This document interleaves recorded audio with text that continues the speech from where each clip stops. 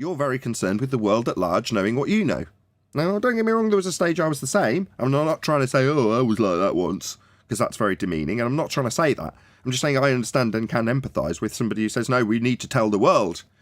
And it'd be hypocritical for me to say I'm not doing that when my show's about it. But by the same token, does it actually concern me whether or not the world appreciates it? My main concern would be that if people do actually recognise the obvious and observable nature of the flat reality we dwell atop, it won't be because they've come to some conclusion of their own volition and therefore opened their mind to some of the other deceptions. It'll be because somebody on the telly's told them so.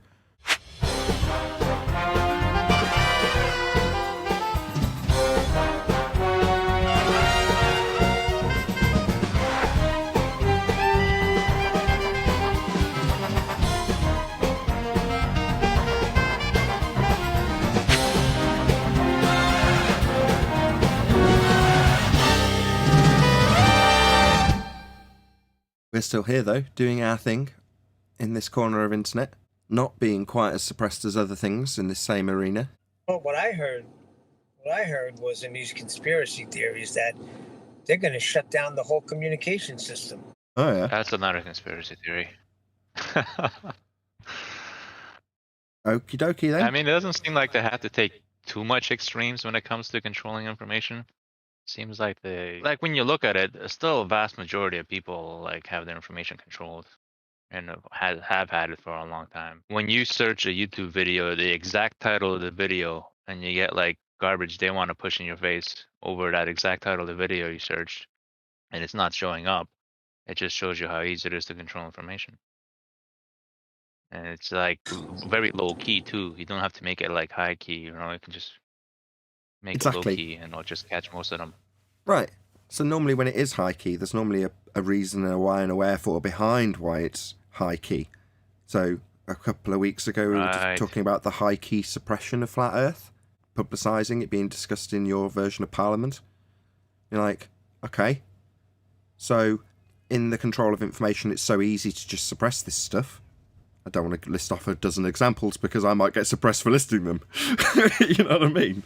But I'm sure people can, imagine, if nothing else, information that is suppressed. Fact.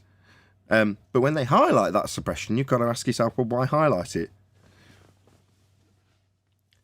In many instances, because the control takes the form of divide and rule.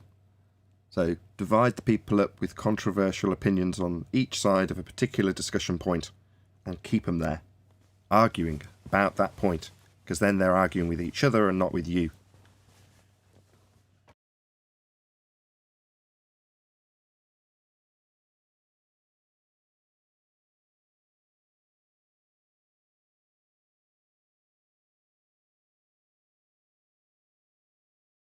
But we're different, right? Because we argue about the nature of reality with someone else. So that makes us totally different. Of course. Because we're special little snowflakes here.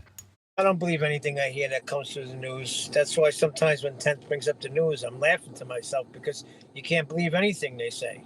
Yeah, they're going to shut down communications. Yeah, okay. What else are they going to do? Who said this? Oh, the news said it. Yeah. As he's not here, let's slag him off. It's the only decent thing to do. 10th Man's always posting news feed stuff in some of the feeds I'm in Skype, and it does bug me. I've got to be honest. Because I'm like, why are you poisoning me with this crap? You know, why are you telling me because I should be reacting to it in some way that you feel I should react to? I'll discuss it when it gets here. Don't get me wrong, audience, in case you're thinking, bastards, it's not even there. But if it was, I'd be saying the exact same thing, so don't worry. But yeah, best time to do it when they're not there. It's the decent thing to do. That stuff in reality is actually... Sorry, go ahead. We're just making light of the fact that we're talking behind his back and saying it's the decent thing to do. Right. Go ahead. Sorry. But, I mean, not to, like, talk behind his back, but I mean, like, the point you said is right. Like, all that stuff is there to elicit a reaction out of us, whether you're on one side of the pond or the other. It's like we're playing in their game. We're, like, feeding to the reaction they're programming us to react to or whatever, you know what I'm trying to say. And it's not good, actually. It's actually just torment in the end anyways. It's just, you're really way better off without it, is what I'm trying to say. Is I get caught up in all that. Right. Righteous. Just look at the space that they keep pushing. They keep pushing these rich people are going to space. Every time you turn around, there's a new space thing going on, and we know it's a bunch of crap, but they keep pushing it out there. But if you know the process when it comes to lies, they get bigger and bigger and bigger and bigger and bigger, and then they fall apart under their own weight. Well, why ain't this falling apart under its own weight? It It's is. been going on since 1969. Before It is. that. It is. Cheeky bloody application. Telling me what's causing what. I think I've got a handle on it. Thank you very much, Google Meet. Totally distracted me then. Google Meet gave me a message saying I'm causing echo. It's you, Neil. I blame you. No, What? it's 10th. It was 10th. Bastard. Why space ain't falling under its own weight? I mean, we know it's a bunch of crap. I don't see it falling. I It is. see it getting stronger. I don't. I see them having to react to us. Now, that may be predetermined that is going to be the case. Doesn't change the fact that it's the case. Reactive as opposed to proactive. Prior to our existence, there was nothing but proactive brainwashing for space. So you'd watch a documentary about whatever it is in that regard, spacey stuff, and you didn't give it much thought and you got on with your day. Proactive indoctrination. I'm sure that still exists, don't get me wrong. But then there's somebody who actually says, no, I don't actually believe that anymore, for whatever reason. Now, we can get into the whys and wherefores of how that little process began. Very difficult to determine, but you can pinpoint your own. That's about all you can do, hence, I don't know, a year or two of me interviewing people, and the first question I ask, how did you find out the Earth was flat? Because it's intriguing. How does the process actually begin for each of the individuals? And in those early days, they were the individuals that were putting it out on this platform. So how they found out the Earth was flat was critical to me, and somehow, though I haven't, still figuring out why this all began. But nonetheless, it did. And then you have reactionary anti-flat earthers bracing against what we say that destroys the globe, normally coming up with new rhetorics, part of the lie that also implodes the original claims. Well, that's devastating in the long term. In the short term, people can just delude themselves that they hate me. We discussed it in the pre-show. Well, it doesn't change their cognitive processing if I was to vanish off the face of the earth tomorrow. They would still have that poison in their bloodstream. Nothing to do with me. I'm just the messenger, as I said earlier. So their processing in terms of their having to come up with an argument, for instance, that Earth isn't going to demonstrate 15 degrees an hour of drift, as a rebuttal to us saying we're not seeing any drift. So they tell us we're not supposed to see drift. But they are. The globe says there'll be drift, there isn't any.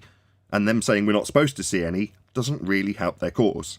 It used to shroud it in confusion. Didn't help their cause, it just shrouded it in confusion.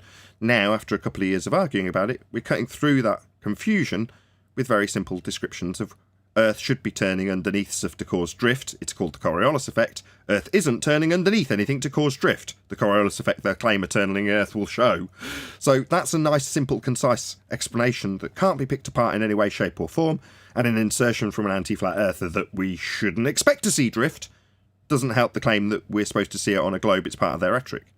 And that, as it gets repeated over and over again, will not only poison the people who are trying to claim that we shouldn't expect to see it, bracing against their own claim, cognitively very painful, but also to the casual observer, they can digest that relatively simply if they're focused on the subject, to any sort of extent. And if they're here, they are, as far as I am concerned. So therefore, the lie is falling apart. Now, we don't get to statistically analyse how well we're doing in that respect, because personally I don't care. It doesn't affect my life whether or not society is at one with me in terms of my understanding of the nature of the plane we stand upon. It doesn't really affect me. When I went out today, when I went to a Spanish class, did it affect me that the people around me were under the misapprehension that they're on a spinning water ball flying through a sky vacuum? No, it didn't really come up when I was singing Ola Clover. It didn't come up at all, in fact. So it doesn't necessarily affect my life in the realm of everybody else around me needing to understand the same as I do. In the respect that it affects me directly is how I interpret the rest of society around me as a result of knowing that the Earth is flat and I've been deceived. That's very personal. That's very insular, if you will. But that keeps me sane. Because unfortunately for you, Neil, you're very concerned with the world at large knowing what you know. Now, don't get me wrong, there was a stage I was the same. I'm not trying to say, oh, I was like that once, because that's very demeaning, and I'm not trying to say that. I'm just saying I understand and can empathise with somebody who says, no, we need to tell the world. And it'd be hypocritical for me to say I'm not doing that when my show's about it. But by the same token, does it actually concern me whether or not the world appreciates it? My main concern would be that if people do actually recognise the obvious and observable nature of the flat reality we dwell atop, it won't be because they've come to some conclusion of their own volition and therefore opened their mind to some of the other deceptions. It'll be because somebody on the telly's told them so. And it won't be any different. It'll be a paradigm shift that's been forced upon them for reasons that a controlled structure needs to take advantage of. And it won't make any difference that they know it's flat. In the same way as if the situation was reversed and we were actually on a ball and we were the ones desperately trying to communicate to the world at large that thought they were on a flat plane, when clearly, look, you can actually see a geometric horizon that you actually would physically go past at a certain distance. Because we're on a ball, if we were putting that argument forward and it were true, we'd be shouting it from the hilltops and no one would be listening because the controlled up narrative that is the flat earth current structure was utilising that paradigm as a religion to control the people. So what difference does it make? It doesn't, as far as I'm concerned, because the only way the masses are going to know about it are if the people who are in control of the masses want them to. So what difference does it make to me? The odd 1 in 100 that goes, oh wow, that does actually broaden my horizons, no pun intended, when I've recognised something that I didn't necessarily even consider. And the implications thereafter are actually quite wide-reaching in terms of your perhaps scepticism about certain things that you are given as information. And that might genuinely benefit you in the long run. If you've got the time and inclination to take those considerations, 99% of people haven't. I'm at the point where I don't care anymore. They believe what they want to believe. The facts are out there. The truth is out there. It's up to you now.